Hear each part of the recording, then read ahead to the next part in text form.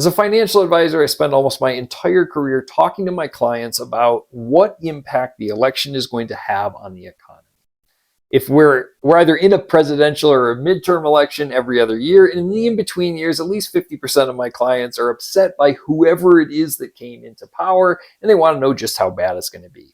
Now, I've learned that I can show them countless charts and graphs about effectively showing them that the stock market, and by inference, the economy, is really largely unaffected by who the president is or who controls the House or the Senate along those lines. I have found that the most persuasive argument is what I'm going to outline here. So the first is I show them that both Trump and Biden, the two most polarizing figures in politics right now, both had 2 years where they obviously controlled the presidency and the House and the Senate, the first 2 years in both of their terms. This is from Wikipedia. Divided government in the United States is just color codes who controlled the House and the Senate and the president. And I often ask them, if they controlled the entire legislative process during these 2 years, what did they accomplish? And the answer is shockingly little, right? The Republicans largely ran in 2016 on the platform of repealing and replacing the Affordable Care Act. And when given the opportunity to do so, they could not agree on how and largely did nothing about it. Similarly, if the Democrats are so concerned about immigration reform, why didn't they pass any meaningful, wide-sweeping legislation around immigration reform during this year? Now, in both of these cases, you could take the cynical approach and say that it's because the whole system doesn't work, or our politicians are corrupt, or it's easier to control us if they don't fix these problems. But I don't buy this argument that our politicians are in this for the power or money or any other reason than the basic reason of getting into politics to try and make the country better. Certainly not money. I just have a hard time believing that the way to affluence in America is through politics. There are certainly wealthy people in politics, but it's more of a chicken or an egg, kind of argument. So I have a very hot take when it comes to politicians, an opinion that not a lot of people like or agree with, and that's that people get into politics because they're trying to make the country better. Maybe not all of them, almost certainly not all of them, but I think most of them, that is the drive. Right? So why can't they accomplish things when they control everything?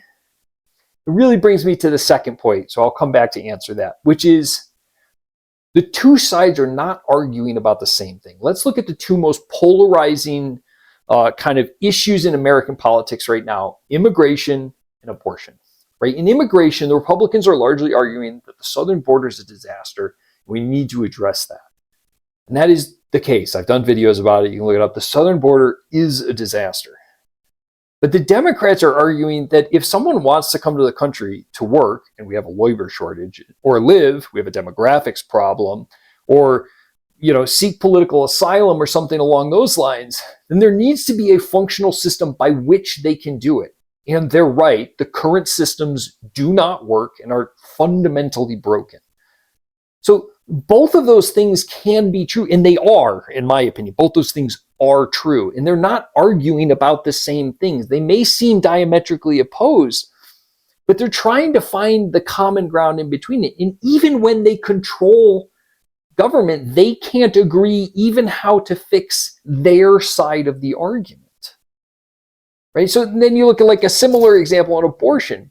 Republicans or pro-life people are largely arguing that abortion kills a future person, child, whatever you want to call it. I have a hard time arguing anything differently. I don't see how you can argue that abortion is not preventing someone from becoming a person.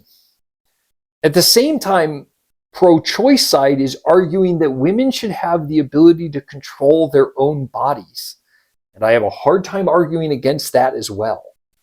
Right? So again, both sides are right and are arguing different points. And thus it's very hard to find a common ground, and legislate around that, especially with all the intricacies of how our government works and, everything that goes into how we are required to legislate. So why is it that we accomplish so little when we control, effectively the entire government? Because the issues are substantially more complicated than either party wants to let on to their voting base. I am not of the belief that America is this terrible place that we cannot legislate our way out of. I'm of the opposite, and I understand I'm an affluent, white, tall male in America from an upper middle class family, but I'm of the belief America's pretty good, not perfect. And the reason we can't address many of our remaining problems is because they're extremely complicated, right? If you could point to some other example somewhere else in the world in this post-racial socialist paradise that exists that we could say, oh boy, well, if we could be like XYZ, that is as big and diverse and dominant as America is, then maybe I could buy that our system isn't working. But quite frankly, I think America's not too bad of a place to live, and our remaining problems are extremely difficult to deal with. So, does it matter who the next president's going to be or who controls the House or the Senate? Of course it matters, because it is so fundamental to our existence and in the way we perceive the world. But is it going to have a dramatic impact on the economy? The simple truth is the facts and the history show it's really not.